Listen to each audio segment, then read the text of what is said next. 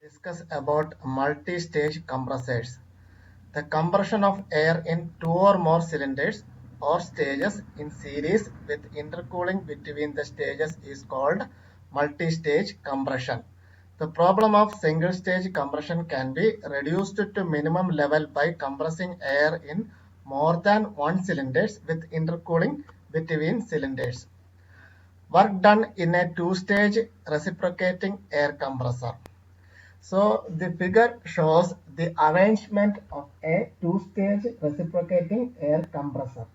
The air at pressure P1 and temperature T1 is first sucked into the first stage or low pressure cylinder. After that, it is partially compressed to some intermediate pressure P2 and temperature T2. And after coming out of the cylinder, the air is discharged to the intercooler, which cools the air to its initial temperature. If the air is cooled to initial temperature T1, the cooling is said to be perfect intercooling. The cooled air then enters the second stage, that is high pressure cylinder, and is compressed to required delivery pressure, that is P3, and temperature T3. So this figure shows the indicator diagram of two-stage reciprocating air compressor. The suction in the low pressure cylinder is represented by the line 7-1 at pressure P1 and temperature T1. The line 1 to 2 represents the polytropic compression, that is PV raised to n is equal to constant in the low pressure cylinder from pressure P1 to intermediate pressure P2. The air then discharged from the low pressure cylinder to the intercooler, where it is cooled at constant pressure condition to initial temperature T1. So that means what? We are cooling the temperature to the initial temperature T1 itself. So after the compression in a low pressure cylinder, the temperature rises to T2. But by using intercooler, we are cooling again the temperature to the initial temperature T1. That means there is a perfect cooling or perfect intercooling. The line 2 dash represents the intercooling. From the intercooler, the air is drawn into the high pressure cylinder followed by compression process. According to the polytropic law, which is PV raised to n is equal to constant from intermediate pressure P2 to delivery pressure P3. Finally, the air is discharged at delivery pressure P3 to the storage tank. So here we need to find the total work input to the compressor for compressing air from suction pressure P1 to delivery pressure P3. So here the suction pressure is P1 and delivery pressure is P3, and P2 represents the intermediate pressure. So next, how will you derive equation for work input to the compressor?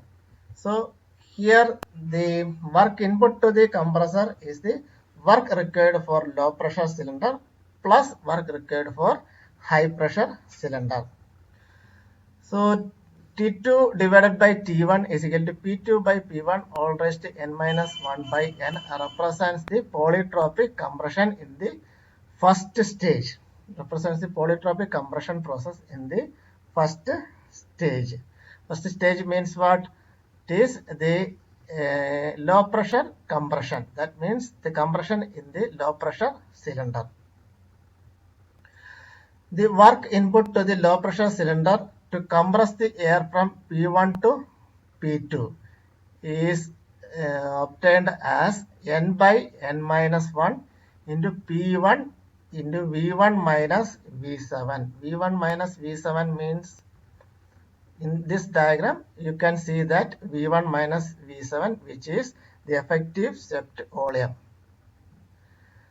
So into P2 by P1 all raised to n minus 1 by n minus 1. V1 minus V7 is equal to effective swept volume in low pressure cylinder. Work input to the high pressure cylinder to compress air from P2 to P3.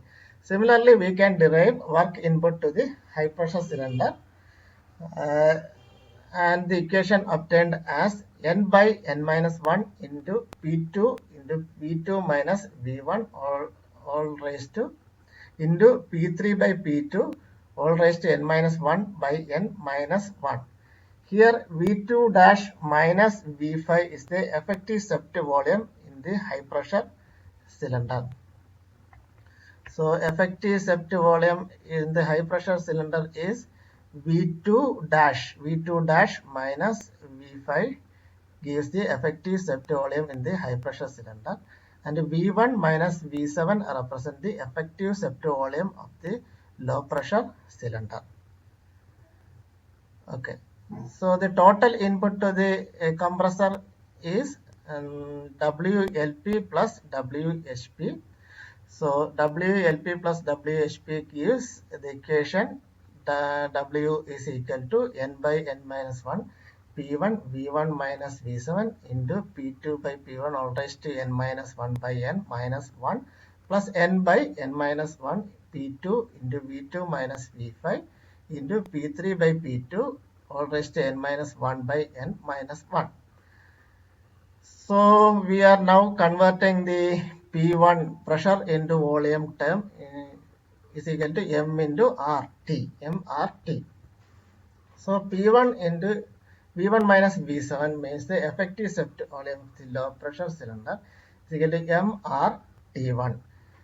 P1 into V2 minus V5, V2 dash minus V5 is equal to MRT2, which is equal to MRT1. Why it is taken as MRT1? In the case of perfect cooling, the compressed air from the low pressure cylinder at temperature T2 is cooled to initial temperature T1 in the intercooler. So we are cooling the temperature T2 to the initial temperature T1. So we can take both the term as equal. So the final equation becomes, we are substituting MRT1 instead of P1 into V1 minus V7 and P2 into V2 minus V5. So P2 into V2 minus V5 is equal to MRT2 is equal to MRT1. Here there is a mistake. Instead of P1, you take it as P2.